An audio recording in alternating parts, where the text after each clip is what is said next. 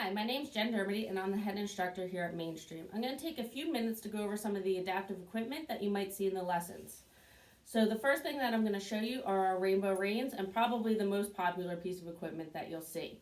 You will see on the reins that there's different colors, and we use these colors to help our riders with lengthening and shortening their reins. So if they're holding yellow and we say that we need them to shorten their reins, we'll say, okay, let's slide your hands to green to shorten your rein. Or let's slide your hands back towards red to lengthen your rein. And it's a great visual for them because they might not get the concept of the lengthening and the shortening. The other really good use for these reins is to tell if your rider is holding at two different spots on the rein. So if your rider tends to ride a little uneven and they have one hand closer to red and one hand closer to green, we can say, okay, let's look. We're not holding at the same spot. Let's get both hands closer to red. And again, it's another great visual tool to help the rider understand that concept. Another pair of reins that we use are called the ladder reins. And you'll see they have their name because they have their rungs in the middle.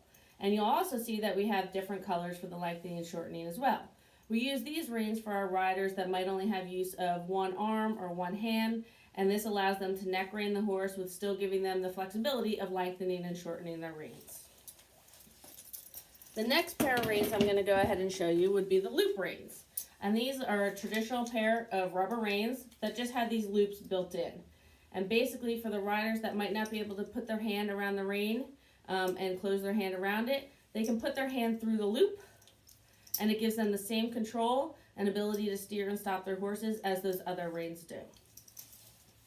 And then the last pair that you see around here would be the handlebar reins. And we use these reins for the riders that might not like the feel of the leather or the material of the other reins, or just are not going to hold the reins in the traditional manner. So we give them the handlebar, which gives them something very tangible to hold on to. Again, another wonderful visual, because if they tend to drop their reins, we can say, okay, let's pick up the white bar again, and it gives them something to see and grab onto.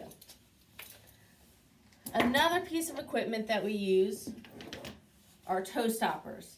I get a lot of parents that call me up and say, my child only has sneakers, I don't have paddock boots or shoes with a heel, can they come and ride? And the answer is yes, because we use the toe stoppers. So it's a traditional stirrup, which I love because it has the weight of a traditional stirrup, and then it has the plastic insert that goes in that keeps the foot from sliding through too far.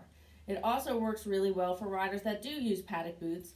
It helps support the foot and keep the foot in a better position, and still doesn't allow the foot to get too far in, even if they do have a shoe with a heel or a paddock boot. And then the last thing I want to talk to you about are some of the saddles that we use. You'll see them behind me, and they are traditional saddles, but we do have a few that have a larger knee block or thigh block that we use for riders that might need a little support, more support with their leg. If their leg moves around a little bit, especially when they're trotting, that thigh block or that knee block just helps stabilize it and control the leg a little bit better for them. So I hope you enjoyed the few minutes of learning about some of the equipment that we used. Thanks for listening, and hope to see you all soon.